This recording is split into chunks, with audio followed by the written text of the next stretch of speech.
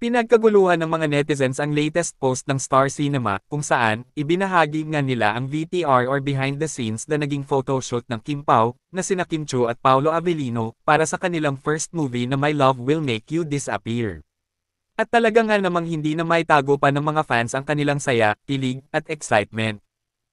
Ayon nga sa Kim Pao Universe Official, delikado na lahat ng mga Kim Pao fans. Kilig overload ang nararamdaman. Kilig na kilig sa Kim Pao.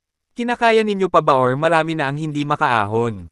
Haha. Hashtag My Love Will Make You Disappear this February 12. Mula naman kay Stephanie Gale, sunod-sunod na ang ayuda. Itodo na yan hanggang February 12. Hashtag Kim Pao. And from Hazel Kill, Hoy Kim Pao, di na ata ako makakaabot ng February 12. Di na ako makakaahon. Woohoo! My heart is melting. Kayo, anong masasabi nyo tungkol dito? Just comment down below.